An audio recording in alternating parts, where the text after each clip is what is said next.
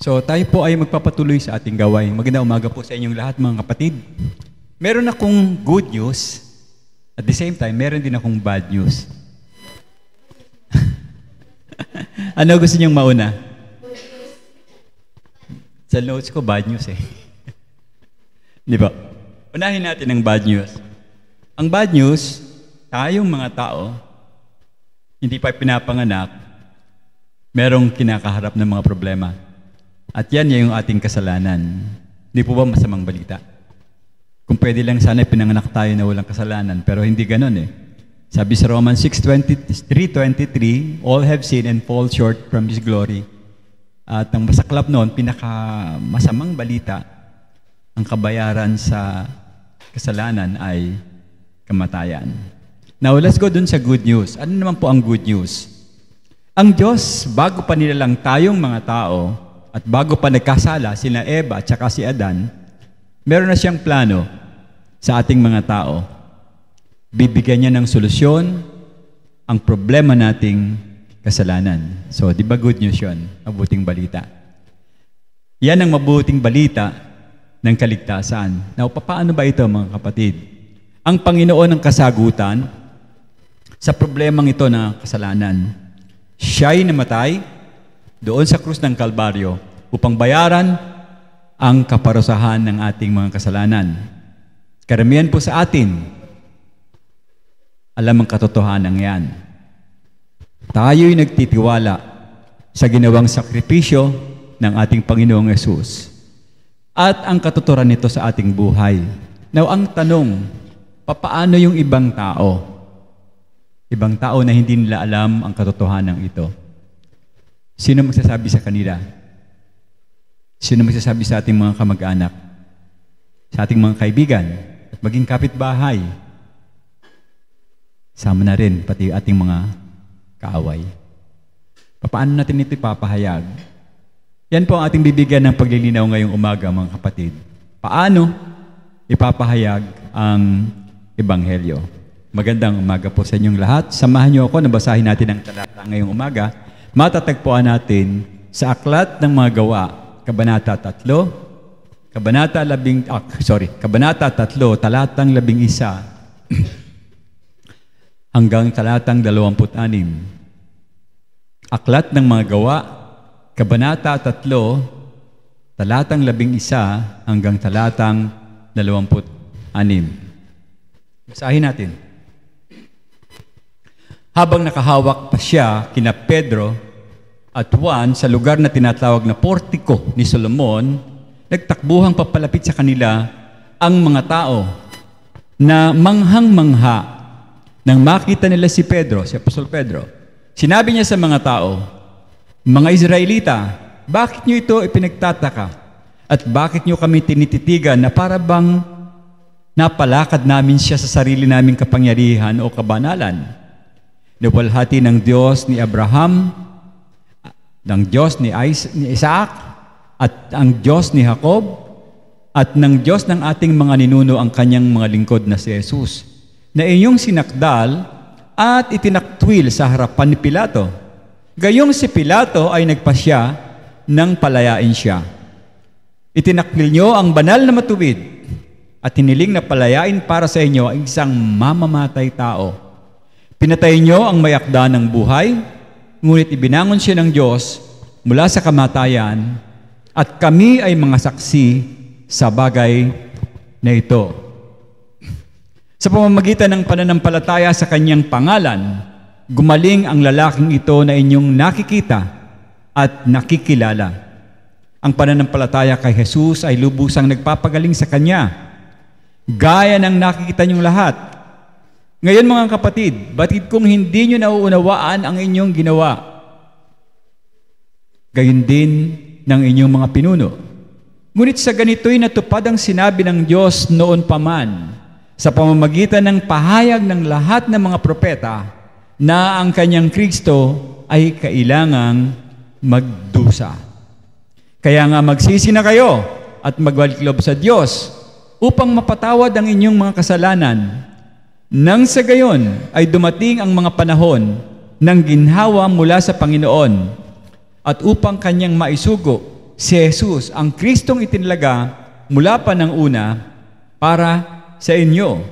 Siya'y dapat munang manatili sa langit hanggang sa dumating ang panahong likhaing panibago ang lahat ng mga bagay na sinabi ng Diyos mula pa nung una sa pamamagitan ng pahayag ng kanyang mga banal na propeta. Verse 22, sinabi nga ni Moses, ang Panginoong niyong Diyos ang pipili mula sa inyong mga kababayan ng isang propeta na gaya ko. Sundin ninyo ang lahat ng sasabihin niya sa inyo. Ang sino mang hindi makikinig sa propetang iyon ay ititiwalag sa bayan ng Diyos at pupuksain. Ang lahat ng mga propeta, mula kay Samuel at hanggang sa mga kasunod niya, ay nagpahayag din tungkol sa mga nangyari sa mga araw na ito. Kayo'y mula sa lahi ng mga propeta at kabilang sa tipan na ibinigay ng Diyos sa inyong mga ninuno. Nang kanyang sabihin kay Abraham, sa pamamagitan ng inyong binhi ay pagpapalain ko ang lahat ng mga angkan sa daigdig. Nang muling buhayin ng Diyos ang kanyang lingkod, una siyang isinugo ng Diyos sa inyo, upang bawat isa sa inyo ay pagpalain sa pamamagitan ng paglalayo sa inyo mula sa mga kasamaan. Dakila naming Diyos, maraming salamat po sa pagkakataon na inyong niloob at kami nagkaroon ng pagsasalo-salo muli sa inyong dakilang salita. Pangunahan niyo po kami ngayon, Panginoon, at Santong Banal na Espiritu, lumalapit kami sa inyo. Kayo po ang magbigay ng tugon sa tamang mensahe, sa katotohanan ng aming maririnig ngayon, Panginoon. Patnubayan niyo po ang aming mga puso't isipan na maging bukas at matanggap ang katotohanan ito. And dalangin ko, Panginoon, na tumimo sa puso namin, magkaroon ng kahulugan, magkaroon ng bunga, ang mensahe mo ngayong umaga sa bawat isa sa amin. Maging sa makikinig online. In Jesus' name we pray, we give thanks. Amen. Amen. So magandang umaga po muli sa inyong lahat. Dahil po sa tinatawag nating gospel o ebanghelyo ng Panginoon, itong ebanghelyo ng Panginoon ang tanging makapagligtas ng tao. At nais ko po na maging malinaw dito sa pagpapaliwanag natin kung papaano ang isang tao ay magkakaroon ng buhay na walang hanggan. Paulit-ulit tayo doon kasi alam ko yung iba hindi ito nakukuha sa isang iglap. Kaya natural, inuulit-ulit natin para lahat tayo ay naiintindihan ng mensahe ng maliwanag. At darinig natin ng ebanghelyo, so what will happen kapag atin na itong ibabahagi, itong magandang balita kung sino ang Panginoon at kung anong kanyang ginawa. Ginawa niya sa ibang tao, ginawa niya para sa atin o sa lahat ng tao. At maging yung kanyang kamatayan, maging yung kanyang pagkabuhay na maguli. Papunta sa walang hanggan, dapat maging maliwanag yan pag atin siyang ibinabahagi. Ngunit, ang maliwanag na pagpapaliwanag ng ebanghelyo, posible, maaari itong mawala ng saysay sa isang malabong imbitasyon. Nang uso yan ngayon. Ang imbitasyon nila sa tao parang hindi sigurado. Pinalalapit sa Panginoong Hesus pero pag tinanong mo yung tao, hindi pa rin sigurado kung saan pupunta. Parang useless. Now, para maging maayos ang ating direksyon, kapag pinapaliwanag po natin yung ginawa ng Panginoon, ang lahat kailangan bigyan tayo ng liwanag sa isip natin na tayo ay nagkaroon ng kaligtasan. Dapat tayo yung una na maunawaan na tayo meron ng kaligtasan na natanggap sa Panginoong Hesus. Huwag po tayo magbibigay ng, saan ba natatawagin ito? Impresyon. Impresyon na para bang may natitira pang dapat na gawin ang mga tao. Katulad ng nakaraang Holy Week, anong pinagagawa ng mga tao? They feel na parang kulang pa yung ginawa ng Panginoong Hesus. They are adding to it. Nagpipinitensya sila, namamanata sila. At ang nakakatawa dito, pag tinatanong mo yung nagpinitensya, kasi may kamag-anak kami sa probinsya, halos lahat ng nandoon sa Pampanga at saka sa Laguna, they're doing this yearly.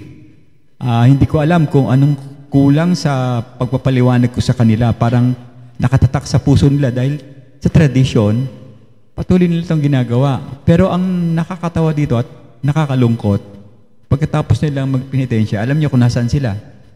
Minom. Kasi nabayaran daw nila yung kasalanan nila isang taon. Ang sabi pa sa akin ng isang tiyuhin ko, para to sa pamilya ko. Ba hindi sila magkasakit na isang taon, kaya ako to ginagawa. Marunong pa siya sa Diyos, ano? Mas magaling pa sa Diyos. Parang hinulaan niya na hindi magkakaroon ng sakit yung kanyang pamilya dahil meron siyang magic formula, yung kanyang pagpapahirap.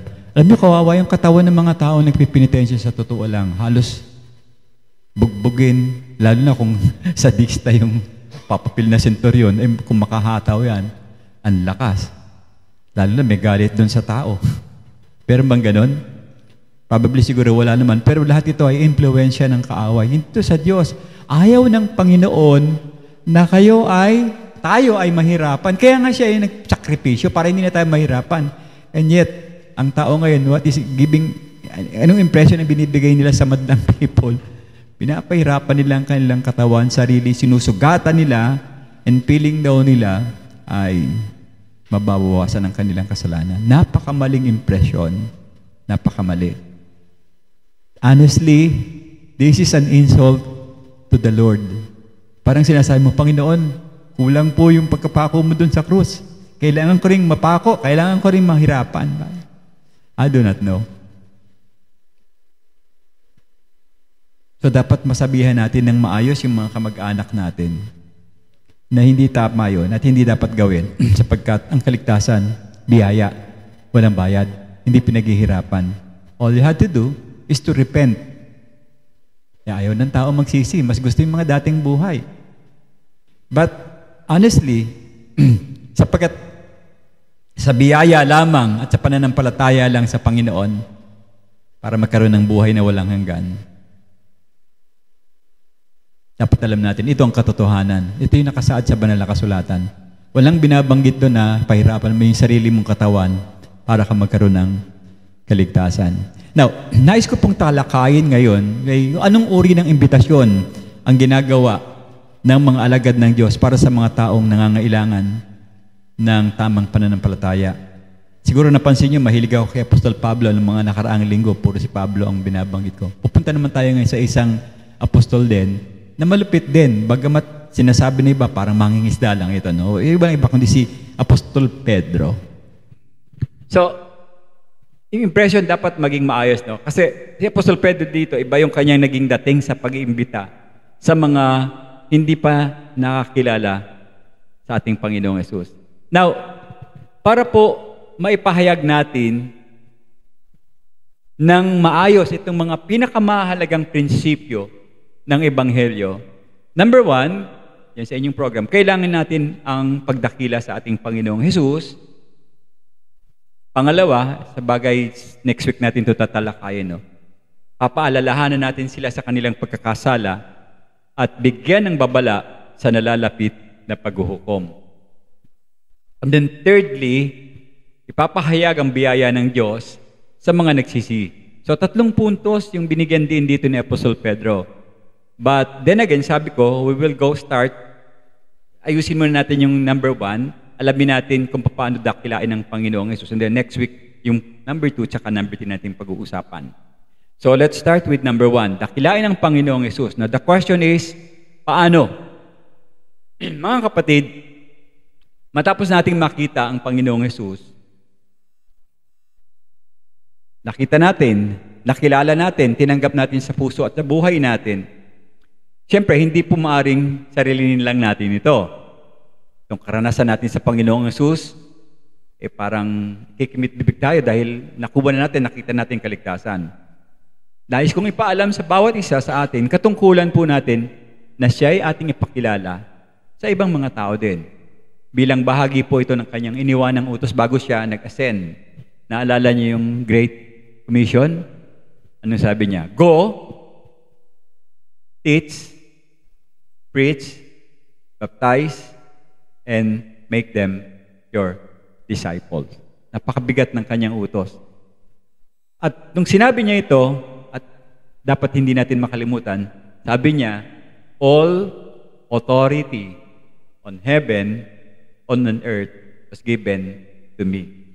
Wala nang karapatan ng dyablo Before, may karapatan ng diablo kasi siya ang may-ari nitong daigdig, ng bubulag ng mga isip ng tao.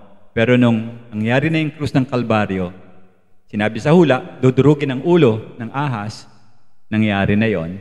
At ang otoridad sa daigdig ay nasa Panginoong Jesus. So napakalaki ng saklaw natin. Dapat malakas, matapang tayo kasi ang Panginoon na ang may-ari ng ating buhay.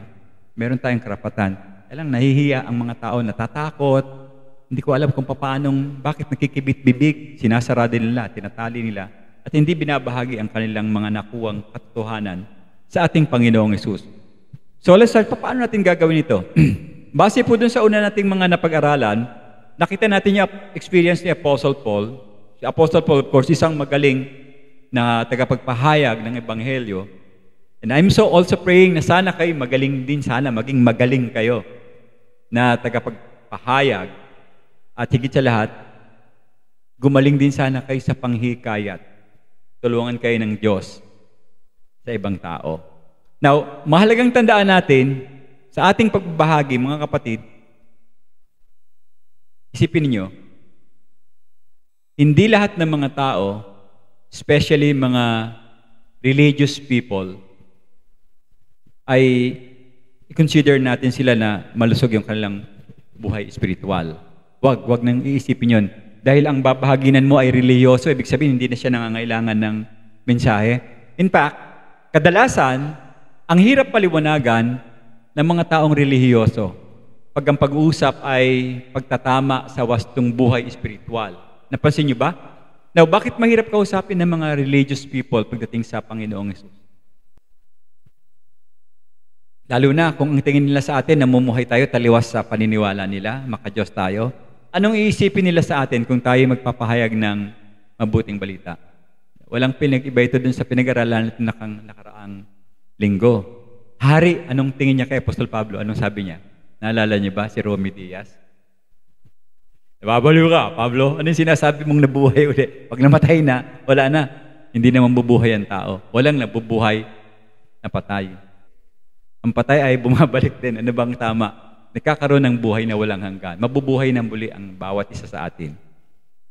Hindi tayo nababaliw, mga kapatid. Hindi tayo nasisiraan ng isip. Tayo'y buo, naniniwala tayo na matay ang Panginoong Yesus. At pangako niya, lahat ng naniwala sa Kanya, gusto niyo makita yung talata sa John chapter 11, verse 25, badi ng pagkasabi ng Panginoong Yesus. Sabi niya, bagamat kayo'y namatay, kayo'y mabubuhay dahil sa pananampalataya niyo sa akin. Kasi ako ang may akda ng buhay. Yun ang sabi ng Panginoong. Ako ang buhay, ako ang katotohanan, at ako ang buhay na maguli, sabi ng Panginoon.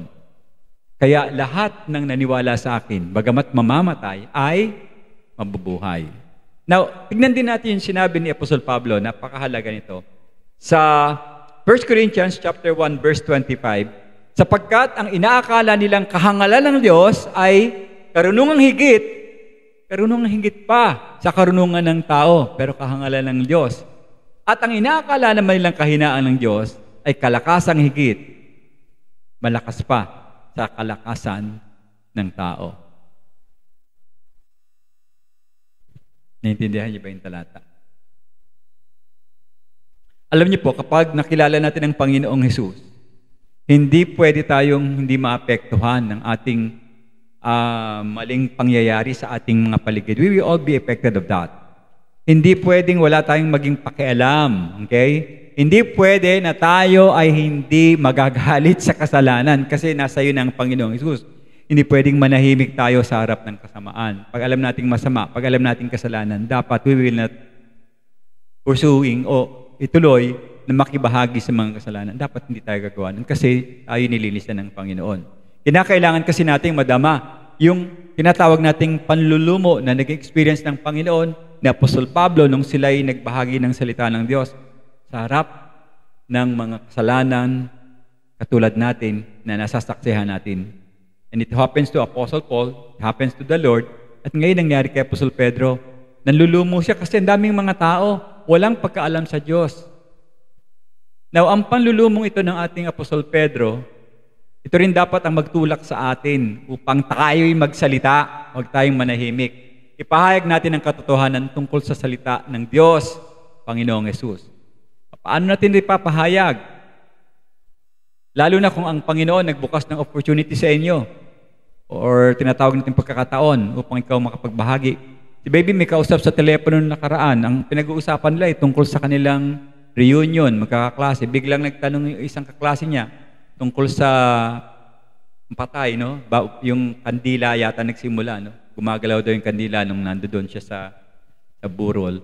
Opportunity na imbitahan sa Bible study. Na ipaliwanag ni Baby ng maayos dun sa klase niya kung anong kaligtasan. Sinabi niya, gawayan ng dyablo, yung mga nananakot sa inyo, gawayan ng dyablo para sabihin na yung tao ay nandito pa sa lupa. So, balit taliwas yun sa Biblia. Sabi sa banal na kasulatan, once mamamatay ang tao, after that, you will be judged. Hindi ka na babalik dito. Maski sa aklat ni Job, sinabi ron, ang taong namatay, hindi na makakabalik sa kanyang tirahan. Pero pinalalabas ng dyablo na yung kamag-anak natin, nagliliwaliw pa daw dito yung mga kaluluwa. At meron pang chance para mapunta sa langit. Ang tawag natin doon, nakalimutan ko. Merong area na pupuntahan para tayong mga nandito sa lupa, maglalagay. Papanalangin natin sila. Di ba? May lagay yun para maahon sila sa langit. Nakita natin sa aklat ni Lucas, hindi ganun, no? Yung nandun sa kamatayan, tumatawag para yung kanyang kamag-anak sa daigdig ay marinig yung mensahe. Baliktad. Hindi na nanalangin yung mga taong buhay para sa mga namatay. Yung mga nandun sa impyerno, sa parusa, sila yung nananalangin para sa mga buhay. So, itong pangalawang sermon po ni Apostol Pedro. Pangalawa na ito, no? Alam nyo nangyari dun sa una, ilan ang naniwala sa Panginoon? Sino nakakalam sa inyo? Trivia question. Ilan ang naniwala sa unang mensahe ni Apostol Pedro? Dun sa Acts 2. Pulutong. 3,000 ang lumapit sa Panginoon sa unang mensahe ni Apostol Pablo. So, bit sa pangalawa, ilan kaya ang makukuha naman ng mensahe ni Apostol Pedro? So, dapat magbigay ito ng tulong sa atin ngayong umaga, itong mga paraan na ito ng pagbabahagi. Gamitin sana ng Diyos si Apostol Pedro at Juan sa umagang ito. Now, ano ba nangyari? Ginamit si Apostol Pedro kasama si Apostol Juan na mahikayat yung mga tao. Anong starting point? Doon sa kwento, ganito nangyari. Merong isang pilay na pinanganak na pilay, hindi makalakad, lumapit kay Apostol Pedro. Anong ginawa nila? Binasa ko kanina yung talata. Pinagaling nila. Okay? Gumaling yung taong pilay mula nung kapanganakan. Nung gumaling yung pilay, ano nangyari sa mga usi? Mga nakatingin, namangha sila. Panggaling ah. Paano mong ginawa yan? Tinatanong nila, ang nagpagaling daw ay si Pedro at si Juan. Ito yung natural sa kanila nung panahon na yon, nung wala pang banal na kasulatan. Yung mga himala, that's possible kasi nga, to teach na sila yung apostol. Ngayon, ang nakakagawa lang nito, mga kapatid, ay mga alagad ng Diyos. Kaya lang kinakalaban ng kaaway. Sa Acts 19, merong isa doon, nababayaran si Apostol Pablo, turuan lang daw na magpagaling ng may mga kasakit. Sabi pa nga niya, naniniwala naman ako doon sa Panginoong Jesus, pero gusto kong makapagpagaling din ng may iba ang kanyang intensyon. Baka gamitin sa negosyo para maraming sumama sa kanya. Tandaan niyo po, ang may karapatan lang na makapagpagaling ng sakit ay yung anointed ng Panginoon ng mga panahon na yon. It signifies that they are truly an apostle. Apostle sila ni Christ, kaya sila nakakapagpagaling ng sakit. Nakakapagpagaling yung panalangin, ang Diyos. Dapat maliwanag tayo doon. Pero ito, sa pagkakataong ito, gumaling talaga. Nakita nila instantly yung tao gumaling. And they believe, kasi mula pinanganak, pilay, tapos nawala yung pagkapilay. Pagkakataon. Okay? Ang bilis ng atensyon. Kumuha ito ng atensyon. Nagkagulo kagad yung pulutong, sabi sa Bible. So, what happened was, tumahimik ba si Apostol Pedro? Hindi. Ginrab niya yung opportunity. Nagbigay na siya ng sermon. Naisip agad dito ni Apostol Pedro sa pagkakataon na ito. Hindi siya nakatayo doon para manahimik lang at sarado yung kanyang dila.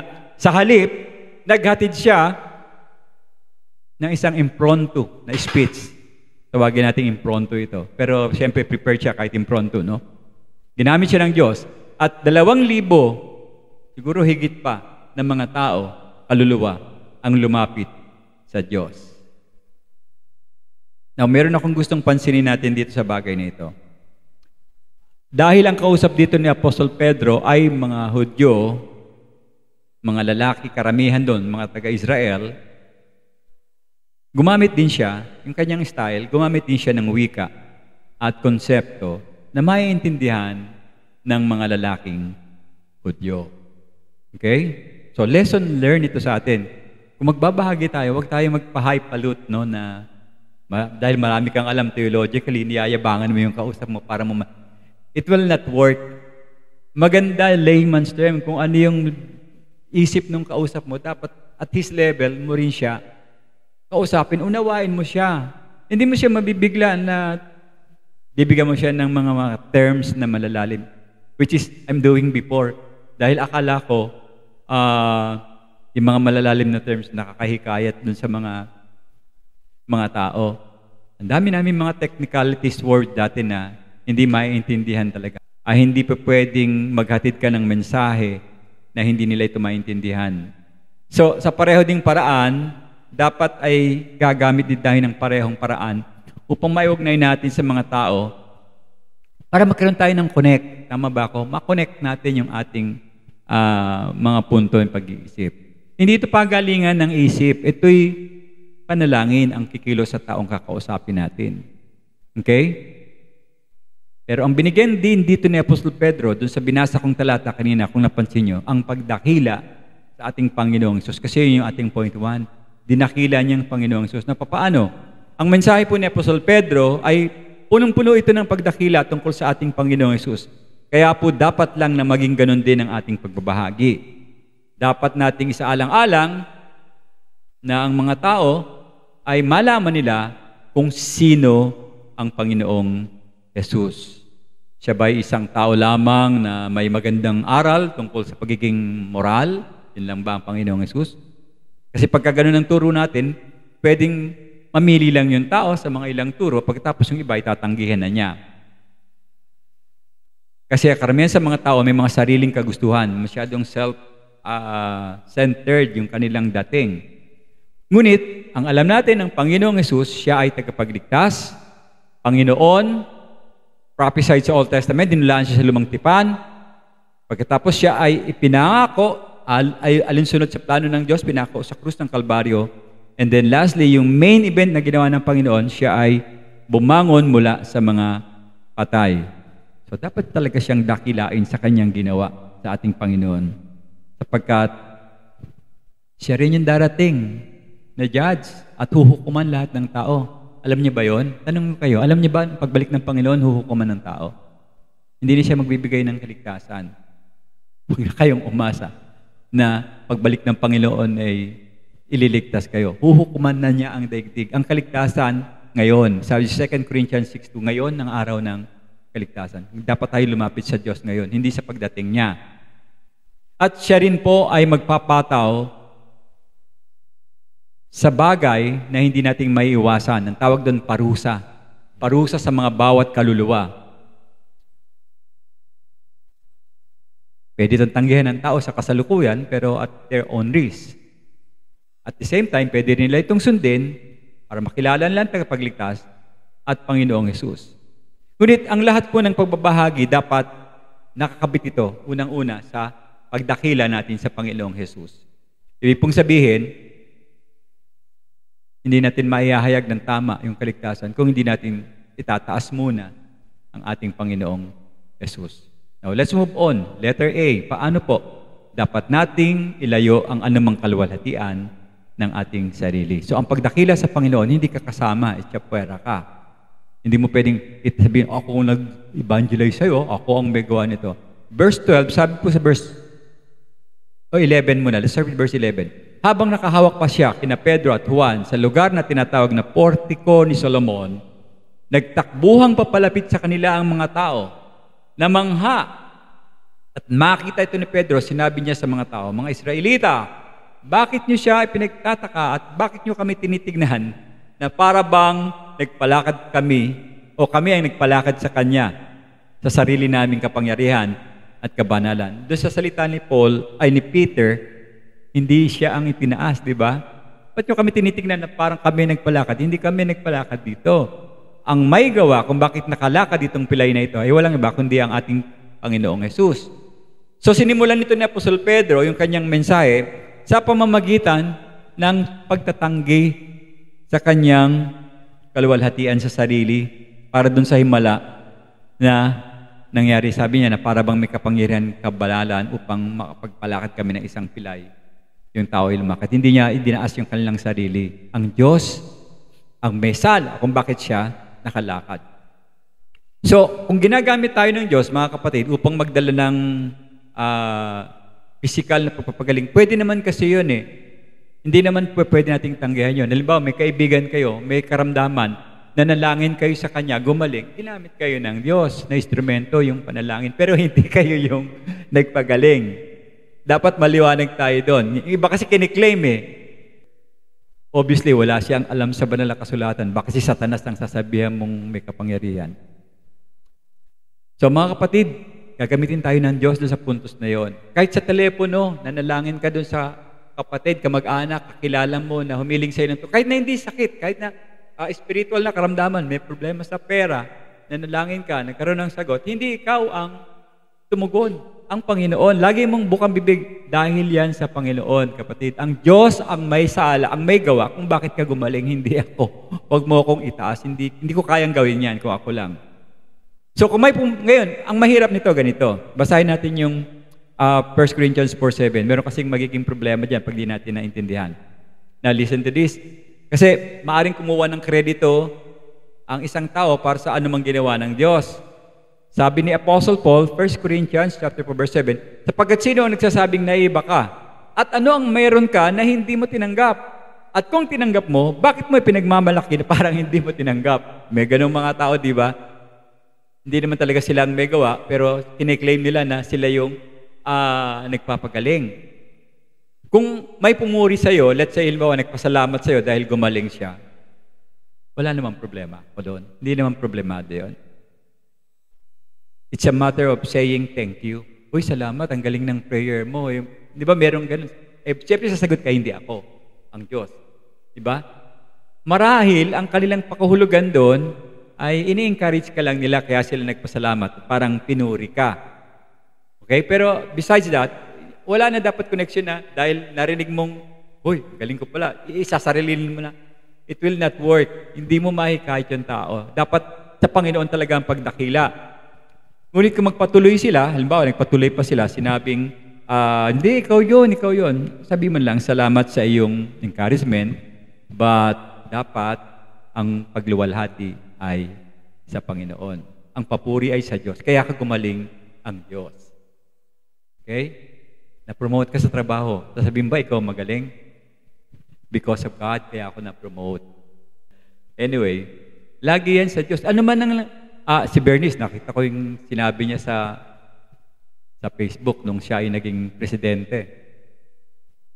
President Mr. Sabi niya, salamat Panginoon. Di ba? Tatama naman yung mga ganong upbringing natin. Kasi ang Diyos talagang dapat nating unahin kung sino ang Panginoong Diyos. So, yun yung paraan para maabot natin yung mga tao.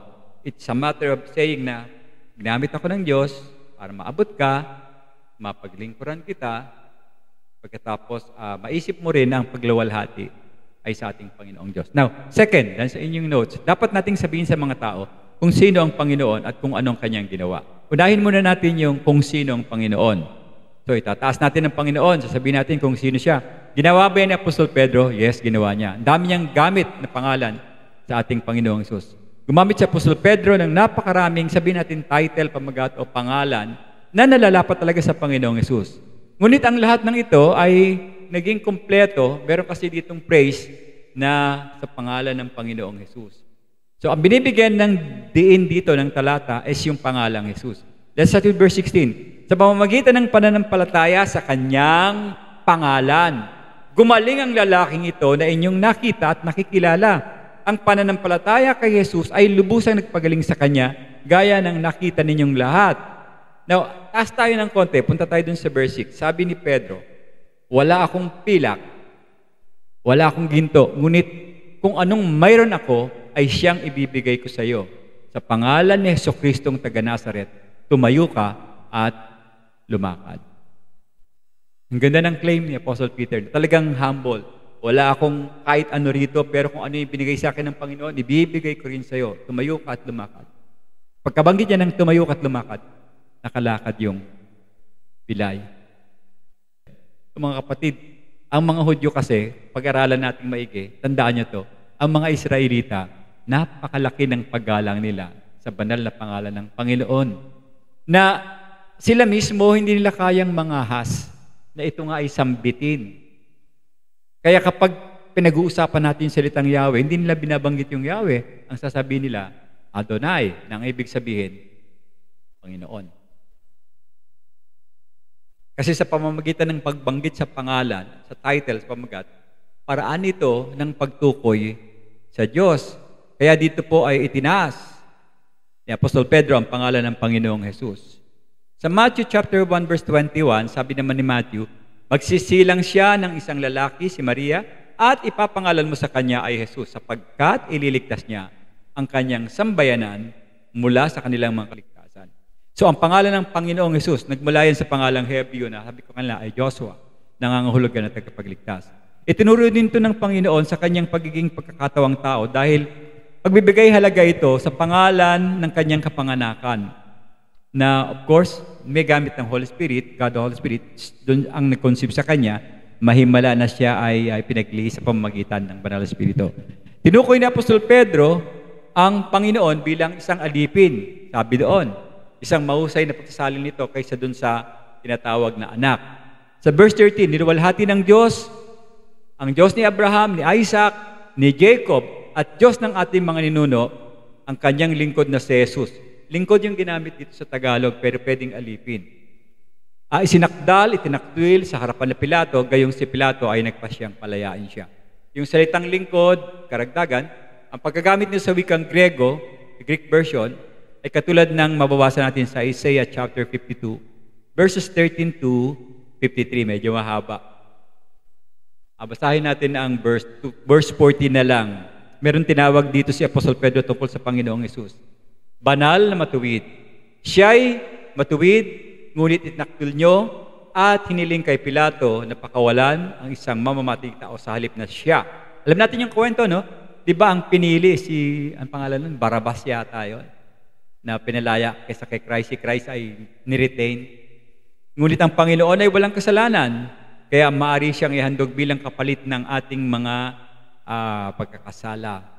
So ang Diyos lamang banal at tunay na matuwid.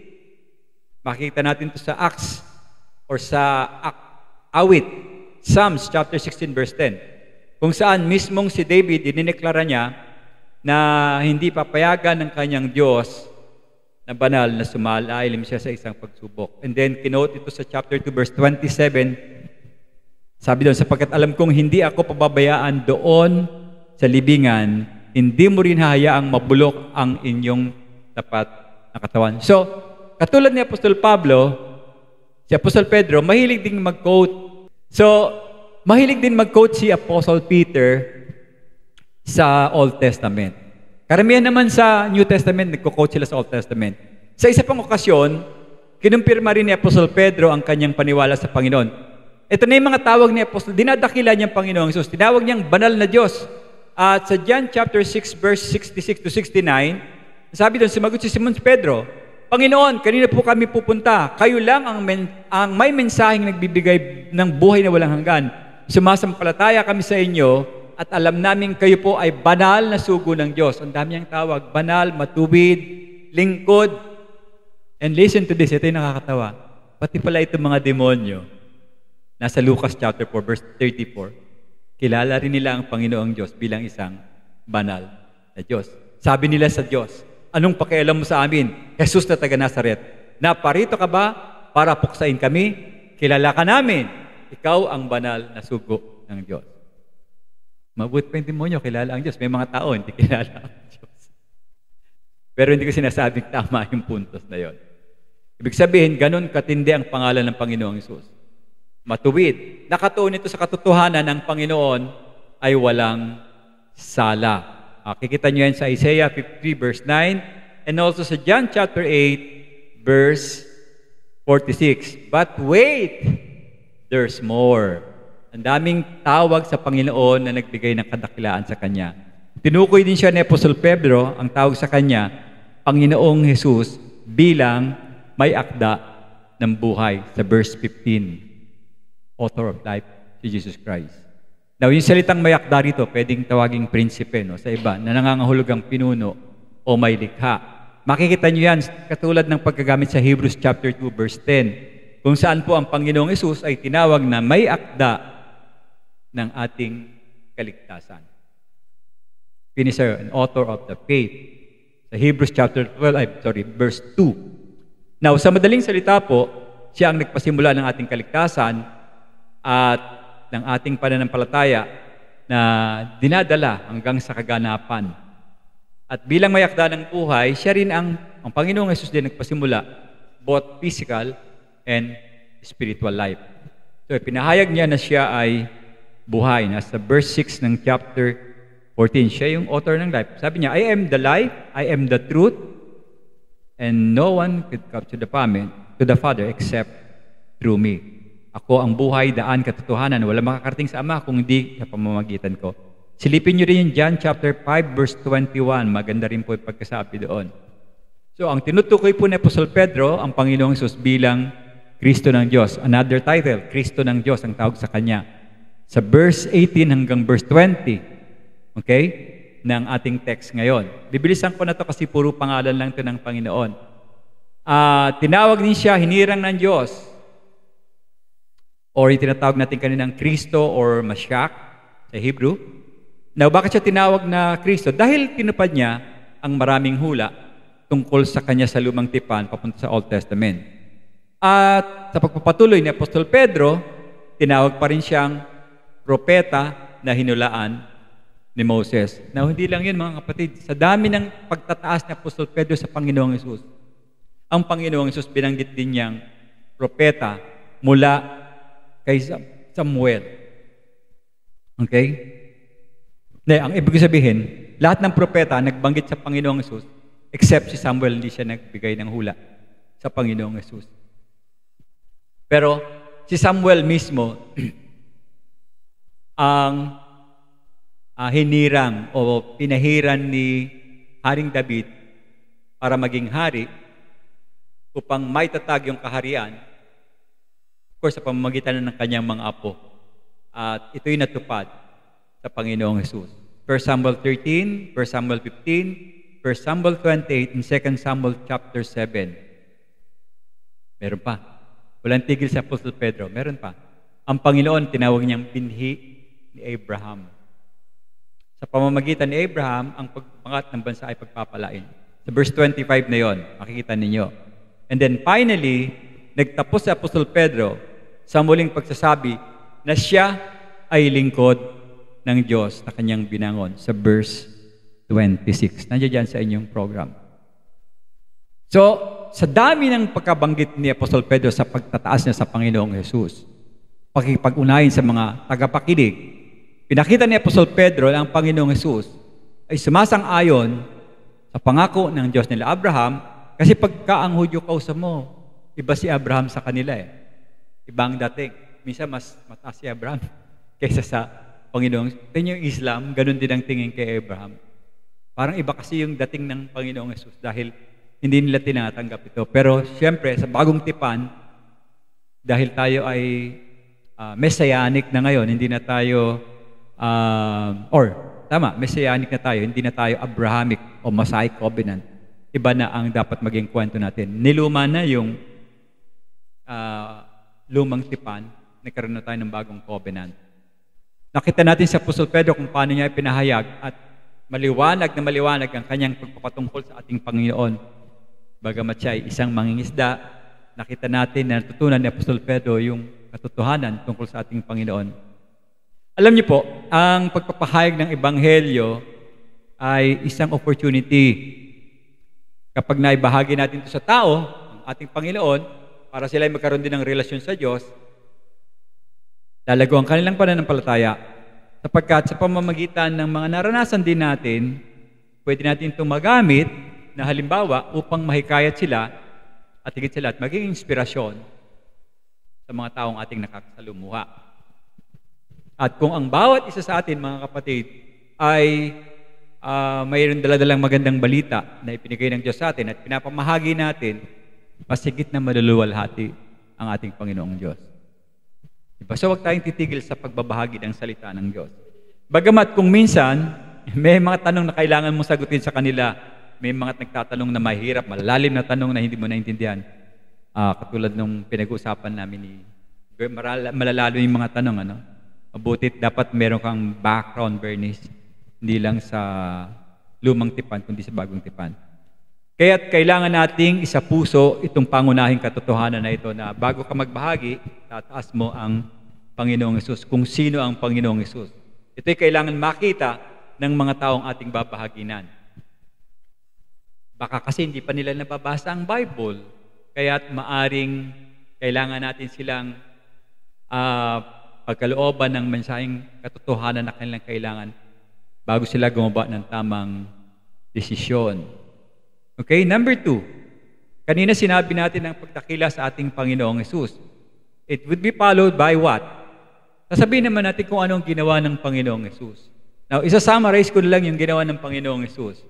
Sa mga talata po, nililaw ni Apostol Pedro, okay, na ang Panginoon, unang-una, namatay saan? Sa sakit? Hindi, sa krus ng Kalbaryo. Pangalawa, siya ay ibinangon mula saan? Mga patay. Pagkatapos, what happened? Ascension. Umakyat ang Panginoon sa langit. Tatlo na, no? Pang-apat, siya ay babalik. Pang-lima, tutuparin niya yung pangako ng Diyos sa Israel. Para yung lahat ng mga tumanggi sa Kanya ay Kanyang hahatulan. Sinabi ko sa inyo, pagbalik ng Panginoon, hindi na tagapagligtas. Hatol na ibibigay niya.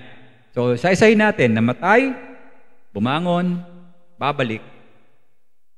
Bumangon, umakyat, babalik, and then He will fulfill the promise na hahatulan niya lahat ng mga tao. So namatay yung lingkod ng Diyos, namatay yung banal na matuwid, namatay yung may akda ng buhay, namatay yung Kristo, namatay yung propeta. So dapat napapagtantunan ng nakikinig yan sa inyo kapag binabahagi niyo yung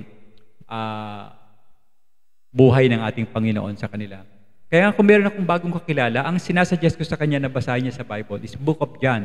Huwag muna yung Book of Matthew, huwag muna yung Book of Luke, huwag muna yung Book of Mark, kundi Book of John. Life of Christ kasi ang dapat maintindihan ng tao. Now, ang ibig sabihin po ng krus, kaya natin binabanggit yon, ang Panginoon ay nagpakumbaba sa atin na tayo naman ay nagmamataas. Kasi minsan naagaw natin yung kaluwalhatian ng Diyos at nung ating tagapagligtas.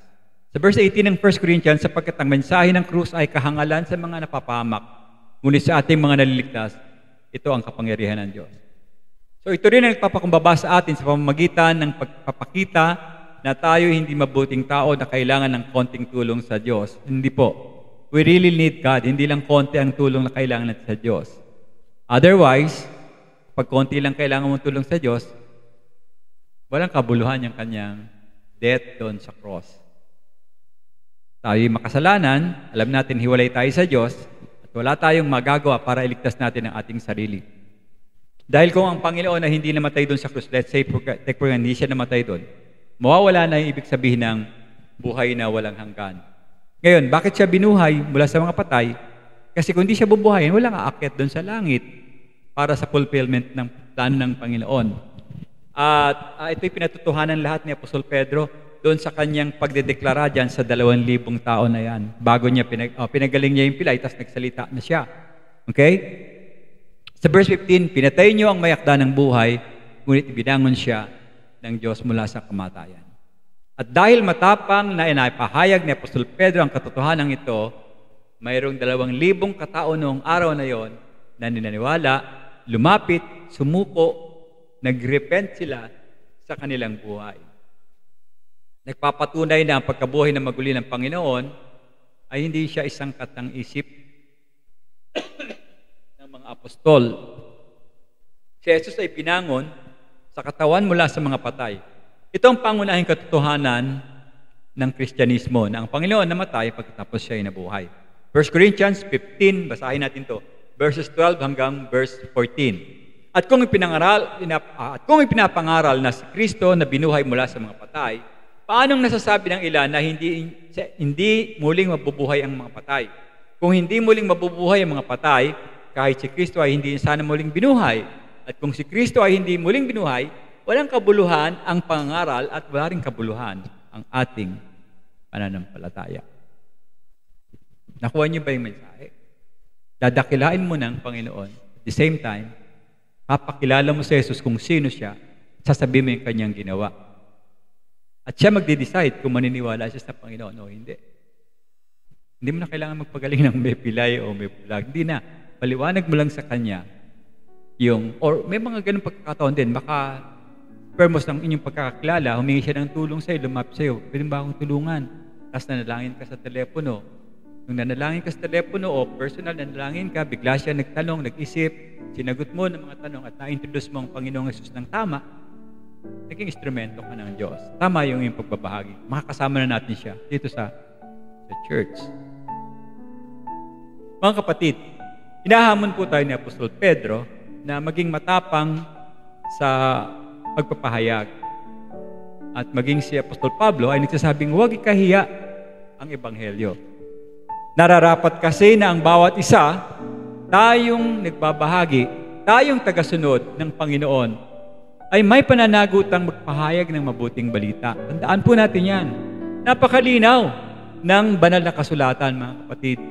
Tagubilin ng Panginoon, tagubilin ng Panginoong Jesus, umayo tayo, ipahayag ang mabuting balita ng kaligtasan sa lahat ng dako.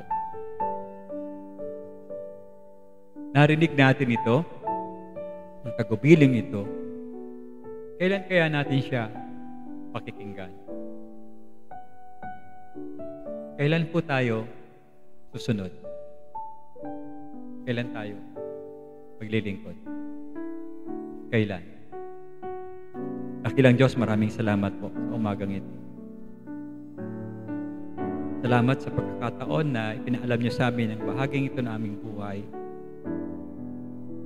O Diyos, lumalapit at sukulan po ang aming pagluhod sa inyo ngayong umaga. Gamitin niyo kami, Panginoon, bilang inyong mga instrumento upang makahikayat, makapagbahagi kami ng iyong dakilang mensahe. Huwag namin sariliin, O Diyos, ang mensaheng ito at magtibit ang aming dila na hindi kami magsasalita.